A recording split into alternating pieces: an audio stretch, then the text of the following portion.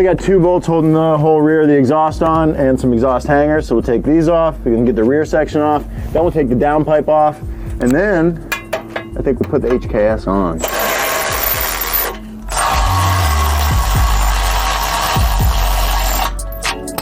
Oh, we got an exhaust on me. I'm surprised this isn't a lot louder.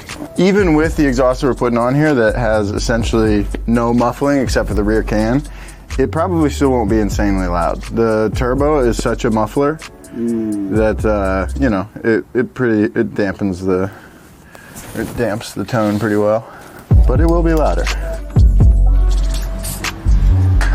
These rubber exhaust hangers can be a nightmare unless you have the right stuff. A little squirt of WD and a pair of exhaust hanger pliers make it a breeze.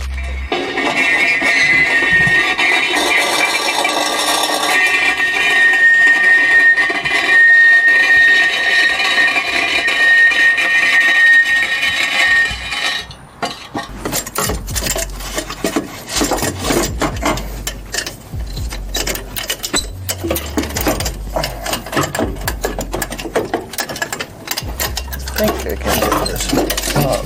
Yeah.